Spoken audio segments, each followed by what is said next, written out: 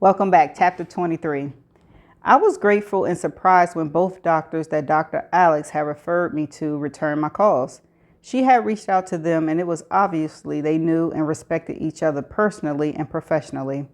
I explained my daughter's history, at least what I thought I knew, that she had had an alcohol problem, that she had been distant for years and only recently came back into my life, but even that has been a form from a distance. I told them she was 41 years old. Both doctors made it clear that it could take some time before Jalecia might be willing to talk to anybody.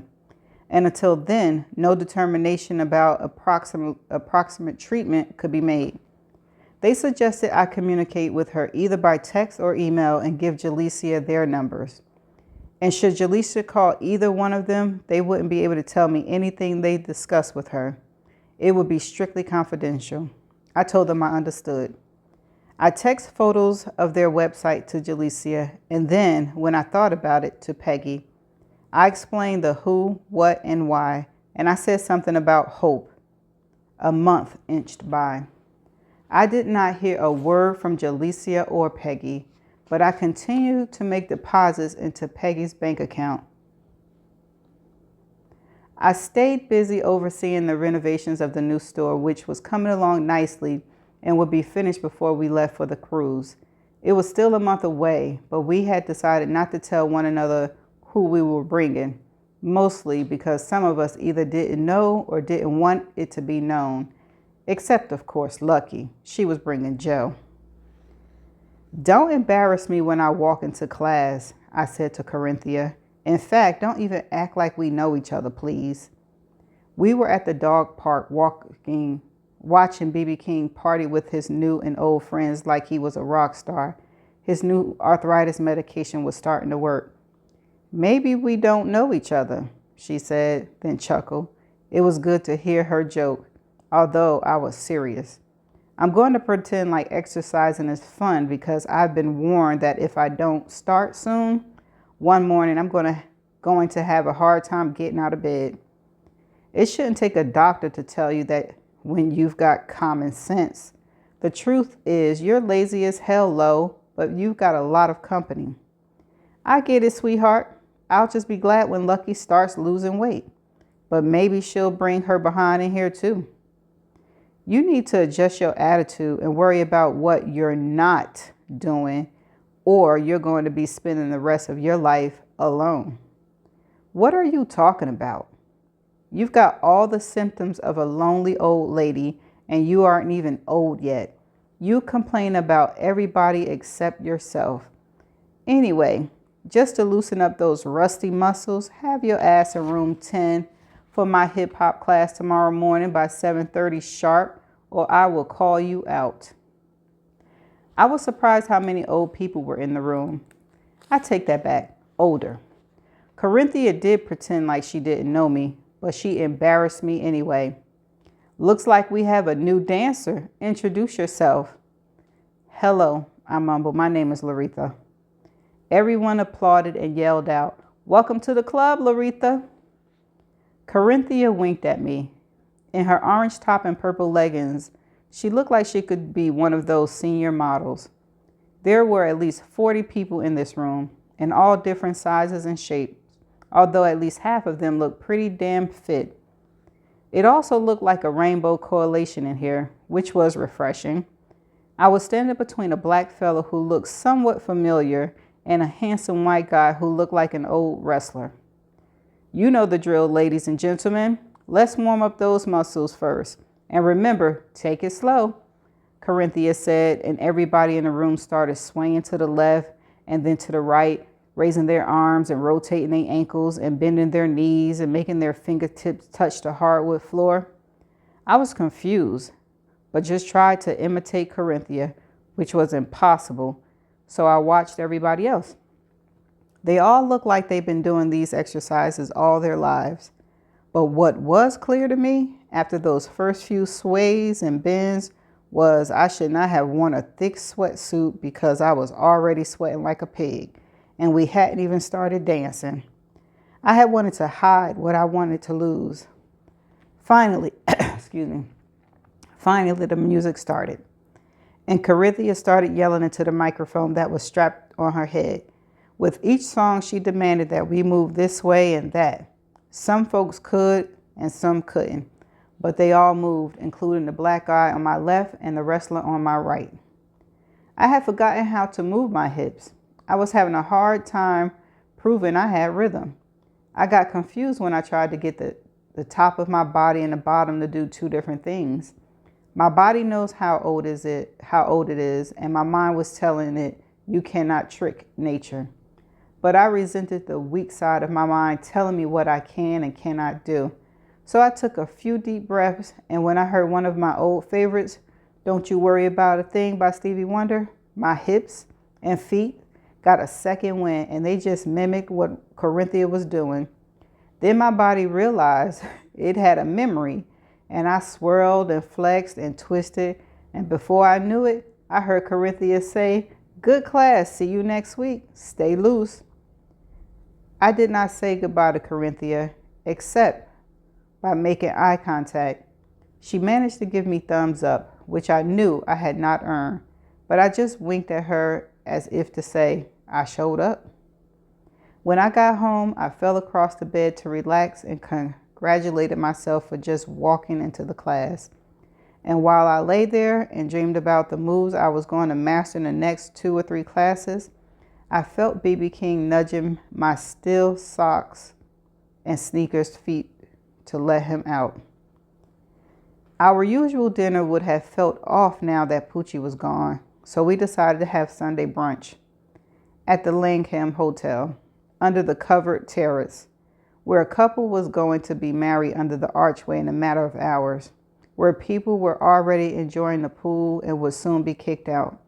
Where back in the day, movie stars used to hang out and hide in the bungalows, where I spent the night once when I was mad at Carl for not remembering to tell me he was going on a 2-day fishing trip until he was on it. I rented a suite, had a massage and a facial, and sat in the steam room melting away my anger. And when I got back to my room, there was a bouquet of flowers almost as tall as me waiting with a note asking if I would please forgive him and meet him downstairs on the patio for brunch. The patio where I was now sitting with Lucky, Sadie, and Corinthia. Snap out of it, Lucky said. I'm out of it, I said. We were all dressed up. We looked pretty, and we knew it. We were doing this for Poochie, who loved to look fancy whenever she could. So, Lucky said, I haven't seen you, Huzzy, in almost a month, and we agreed before we came not to be mushy or sentimental or talk about anything that will depress us, right? We all nodded. Then let's eat, Lucky said. And we walked over to the buffet, which looked like the Last Supper. Everybody filled their plates, and we were shocked that Lucky beat us back to the table, and her plate was not only full, but the only thing on it was cottage cheese, scrambled eggs, and a piece of chicken breast, and a peach that she was already cutting. Are you sick? Sadie asked. You did it, didn't you? Corinthia asked. I looked at Lucky and knew the answer. Yes, a month ago, just after Poochie. Why the hell didn't you tell us? I asked. Yeah, Corinthia said. What if something had happened and we didn't even know you were in the fucking hospital? I agree, Sadie said. This was pretty inconsiderate, but we're glad to see you. Yes, we are, and I thought it looked like there was less of you, I said. Me too, but I didn't want to say anything, Sadie said. So how do you feel? I asked. Good. I tell you all something, though. I don't know what I'd do without Joe. He has been so thoughtful and patient. If I had known this was all I needed to do to get his attention, I'd have done it years ago. That's not the reason, Cole said. Then what? Lucky asked, but not in her usual nasty tone. In fact, she actually sounded curious. He just wanted to get the woman he married back, and not the size of your body, but the size of your heart. Oh, shut up, Lucky moaned, with tears falling from her eyes right on top of that pile of disgusting cottage cheese. Okay, remember what we said we weren't going to do today? Nothing sentimental. I said, and grabbed for Sadie's napkin because mine had fallen on the floor. But Sadie was using it to wipe her eyes. So I just pulled the edge of the tablecloth up to mine, dried them, and stuffed the corner back under the table. But these are happy tears. We are proud of you, Sadie. Yes, we are, Cole said. So how much have you lost? About 36.5 pounds. Then Lucky started laughing. It was nice to see. So that means a string bikini by summer then, huh? Cole asked. I'll wear it when I go down the slide on the cruise, and finally everybody will know I'm not a whale. Stop that right now, Lucky, Sadie said. I'm sorry. I'm working on being more positive. Rome wasn't built in a day, you know. And I know that's cliche, but it's the best I've got. Okay, let's eat and say whatever we feel the need to share that's going on in our lives. But make it short because I need to be home by 4, I said. Hot date? Cole asked. Yeah. And they can't talk yet. Then why don't you start, Miss Motormouth? Cole said.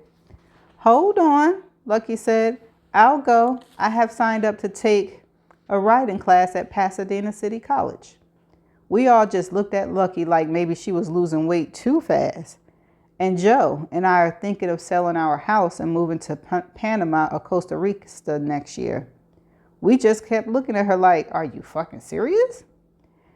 I took a long sip of my apple, cucumber, celery, spinach, cranberry, pomegranate drink and then stared at my still cut oatmeal with no raisin and definitely no brown sugar. I then looked up at Lucky again and realized she was serious. Where the hell is Costa Rica again? I asked. And what's wrong with Pasadena? Nothing, Lucky said. Joe and I just feel like we could get us a boat and what? Corinthia said, who sounded like she was really pissed. Walk around in banana leaves and eat coconuts? Do they get Hulu and Netflix down there? Do they have Whole Foods? How do they feel about mixed marriages in Panama or Costa fucking Rica? Have you looked into that? And what about hurricanes? Do you not watch the fucking news, Lucky? This was something coming from Corinthia, who almost abandoned us for San Diego. That part. I think you should do whatever you and Joe want to do, I heard myself say, even though I didn't mean it, and I knew Lucky and Joe weren't moving to any Panama or Costa Rica. Thank you, Laretha. Wait, one more thing, I said, and took the last sip of my drink. If you move, I will kick your ass and never speak to you again. And I will push Joe down the hill so he lands in front of a bicyclist doing 40 miles an hour on the outside lane at the Rose Bowl.